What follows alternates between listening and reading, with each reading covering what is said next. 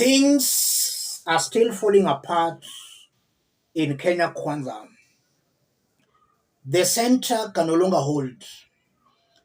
I want us to listen to a group of Mount Kenya elected leaders who have today endorsed Kithure Kindiki as their leader. Before we listen to them, let me ask this question.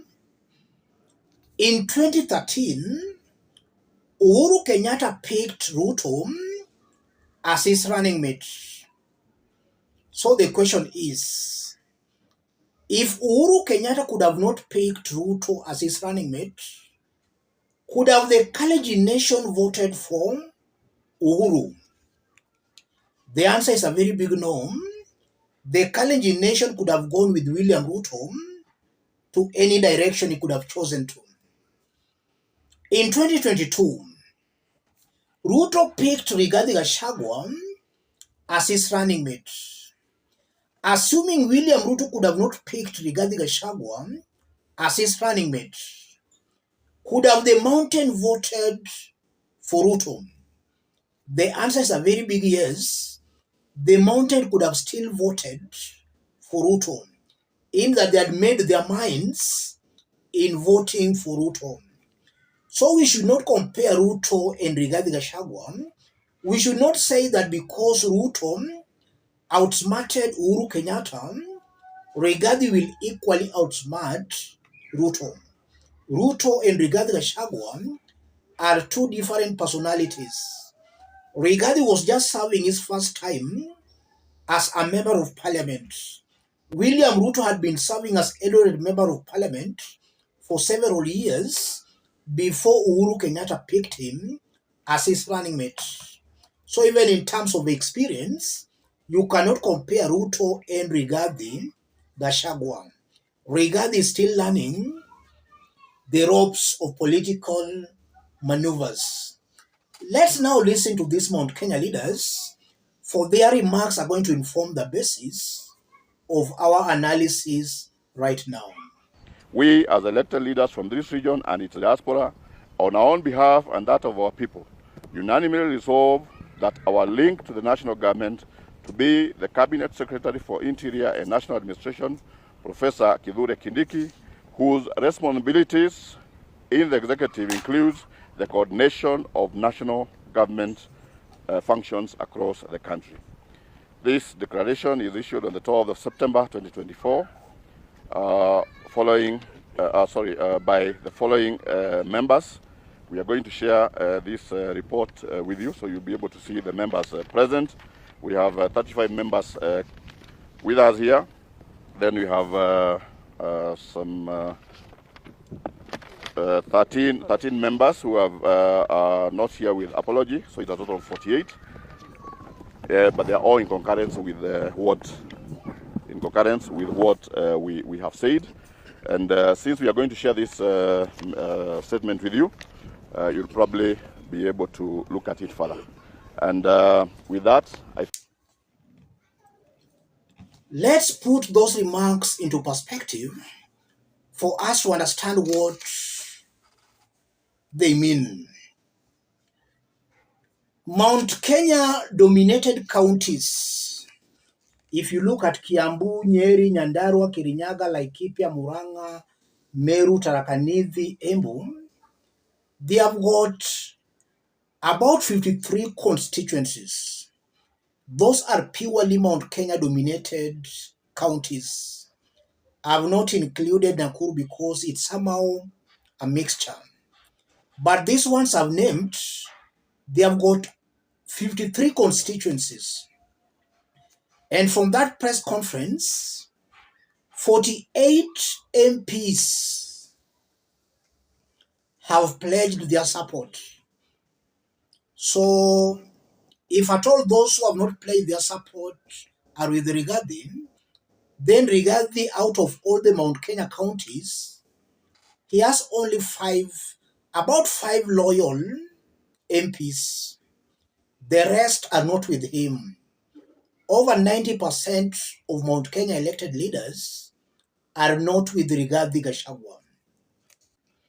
What does that mean, ladies and gentlemen? Rigathi has lost a vital link or network linking him to the people. We know that the elected leaders, especially MPs, are a perfect link between any leader to the people. Rigathi has lost that. And that's a very big blow for Rigathi Gachagua, because if you look on how William Ruto did campaign in 2022, he first started by reaching out to the elected leaders. And the elected leaders did bidding on behalf of William Ruto. That's how William Ruto managed to outsmart Uhuru Kenyatta on the mountain. And looking at what he has done today, he has so far clearly outsmarted Rigathi Gachagua. He has over 90% of these elected members of parliament. And for those who can also remember, before William Ruto took the Kalenjin vote away from Raila Odinga, he also convinced the elected leaders, the MPs, and the MPs dumped Raila Odinga and started supporting him. So nobody should cheat you that these elected leaders don't count. They do count. Rigathi has lost that. So this is a very big blow on Rigathi Gachagua. Secondly, if an impeachment motion is pushed against Rigathi Gachagua today, Rigathi will go home very early in the morning. Very early in the morning. I won't be shocked to find 90% of members of parliament voting to impeach Rigathi Gachagua. And I've always maintained that nobody should mourn Rigathi Gachagua. Rigathi brought this upon himself. He has been very divisive, very arrogant, and very abusive. These are just the fruits of his being divisive. So he should not be mourned. And also, we are being told that a principle that makes a man is the same principle that destroys a man. William Ruto made Rigathi who he is politically, as far as mountain politics are concerned. William Ruto could have as well appointed or picked Kithure Kindiki. Kithure could have been the senior most leader on the mountain. But because Ruto picked Rigathi, Rigathi automatically became the senior most politician on the mountain.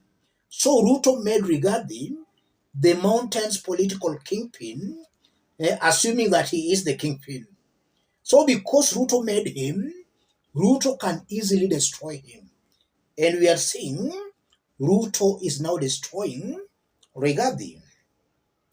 What now William Ruto and his team should now do, they should now heighten their campaigns on the mountain. Let these leaders start selling Professor Kithure Kindiki. If they do that, the mountain will start shifting from Rigathi to Kithure Kindiki. And that should also be augmented by Rigathi Gachagua's being impeached. Ruto has to impeach Rigathi now. Let some Kenyans learn some hard lessons that politics of hate will never take them anywhere. Let's meet in our next analysis. Thank you. God bless you. God bless Kenya. We, as elected leaders from this region and its diaspora, on our own behalf and that of our people, unanimously resolve that our link to the national government to be the Cabinet Secretary for Interior and National Administration, Professor Kithure Kindiki, whose responsibilities in the executive includes the coordination of national government functions across the country. This declaration is issued on the 12th of September 2024 by the following members. We are going to share this report with you, so you'll be able to see the members present. We have 35 members with us here.